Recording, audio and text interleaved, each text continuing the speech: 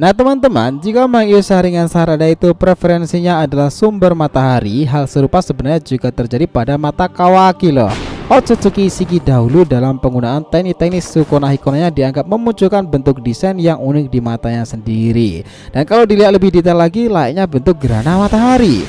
Nah kita tahu bahwa sekarang ini semerujukan dojutsu di era Boruto yang paling tinggi derajatnya adalah bersumber pada bulan dan juga matahari, hanya dengan evolusi fenomena-fenomena yang berbeda-beda saja. Lalu bagaimana Daikokuten yang sekarang dimiliki Kawaki ini? Mampukah di masa time skip kekuatannya itu lebih gila lagi? Oke, kita mulai telisik lebih jauh dari sini.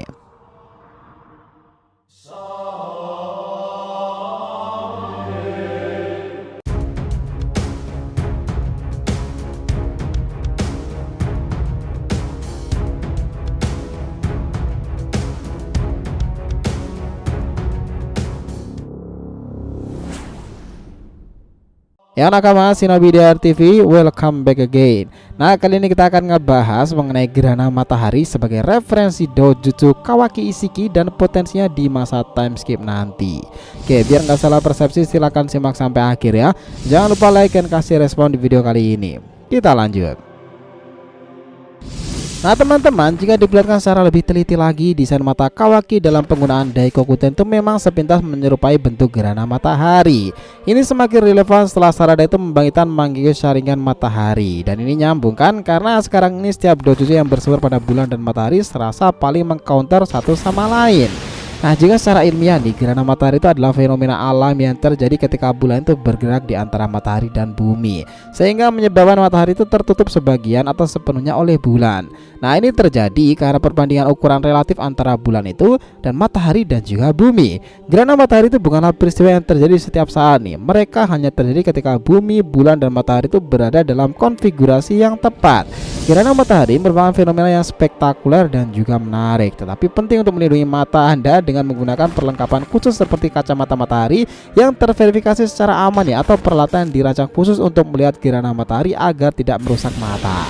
Nah kami pikir konsep inilah yang digunakan untuk dojutsu Kawaki, konsep gerhana matahari. Nah kalau itu dua chapter terakhir ini Boruto menjadi panggung utama untuk Kawaki dengan karma merahnya yang bangkit kembali itu, dan di chapter 67 kala itu menjadi sorotan dan juga pemain utamanya. Bukan karma merah, namun dojutsu itulah yang lebih banyak diperbincangkan oleh para fans sendiri dalam dua chapter terakhir yang lalu. Pasalnya dojutsu itu masih menyimpan begitu banyak misteri lain, bahkan untuk namanya sendiri pun sampai saat ini belum diketahui secara pastinya. Yang kita tahu hanyalah mata Sukuna Hikona atau mata Daikokuten, karena memang itulah beberapa kemampuan spesial yang dilakukan oleh dojutsu yang satu ini. Tidak seperti Ishiki dahulu yang diperlihatkan di kebangkitannya sudah memiliki bentuk sempurna dari mata ini, yang mana terdapat 8 segitiga kecil di pupil matanya, atau bisa juga disebut sebagai istilah Dharma Wheel. Dalam kisah Isun Boshi sendiri, pemeran utama atau anak yang akan berukuran 1 inci itu memiliki sebuah palu yang diberi nama Uchide no Kozuchi. Nah palu inilah yang memberikan kekuatan pada Isun Boshi. Dengan pada karakter Ishiki sendiri, kekuatan dari palu Isun Boshi itu kemudian diadaptasi dalam kekuatan dari mata spesial milik Ishiki yang berbentuk Dharma Wheel tadi. Diceritakan palu itu memiliki 8 kemampuan yang berbeda-beda dan juga sangatlah unik. Di antaranya adalah memanipulasi ukuran, memanipulasi pikiran, membelokkan realita, memanggil sesuatu, memanipulasi gravitasi, dan juga memanipulasi air, serta memanipulasi atau menduplikasi kehidupan. Nah dari semua kekuatan unik Isun Boshi itu sudah hampir semuanya pernah diperlihatkan dan juga digunakan oleh Ishiki. Hanya manipulasi air sajalah yang belum pernah digunakan oleh Ishiki, yang mana itu berarti masih belum 100% kekuatan dari mata spesial Ishiki itu yang akan diperlihatkan kepada kita. Nah akankah di tangan Kawaki ini kali ini dia akan mengembangkan 100% kekuatan sejati dari dojutsu Sukuna Hikona itu? Oke, di chapter 65 dan 66 nih diketahui jika Kawaki setidaknya sudah mengalami 2 tahap atau fase dalam dojutsunya itu. Yang pertama adalah Kawaki membangkitkan dojutsu spesial Ishiki dengan 1 segitiga kecil di pupilnya. Yang kita amati bahkan tahapan ini Kawaki hanya bisa menggunakan kemampuan Sukuna Hikona saja. Hal ini bisa kita lihat nih dengan Kawaki yang nampak beberapa kali mengecilkan tubuhnya itu untuk menghindari serangan-serangan yang dilancarkan oleh Borushi pada saat itu. Nah, setelah itu Kawaki juga dapat mengecilkan shuriken yang dilemparkan Borushi kepadanya. Nah tahap yang kedua Kawaki langsung menunjukkan 4 segitiga kecil di pupil matanya. Di tahap ini sudah semua kekuatan yang pernah digunakan oleh Ishiki dengan dojutsu spesialnya itu bisa digunakan oleh Kawaki. Namun tentu belum 100% bisa dikuasai oleh Kawaki. Maksudnya itu adalah Kawaki itu belum bisa mencapai Isshiki yang bisa dibilang sudah secara sempurna menguasai dan juga membangkitkan dojutsu spesialnya. Kita bisa melihat bagaimana perbedaan Kawaki dengan Isshiki saat menggunakan teknik Daikokuten itu. Nah, di chapter 66 yang lalu Kawaki hanya bisa mengeluarkan sebanyak 4 kubus saja dari dimensi spesial milik Isshiki. Sedangkan untuk Isshiki saat melawan Naruto dahulu setidaknya bisa mengeluarkan sampai 9 kubus dari dimensi spesialnya. Selain itu Kawaki juga hanya bisa mengeluarkan batangan hitam sebanyak 9 buah saja. Namun hingga saat ini dan sampai Boruto hiatus, akhirnya Kawaki bisa secara lebih baik lagi menggunakan kemampuan mata tersebut. Dan pertempuran melawan Borushiki adalah salah satu contoh nyatanya.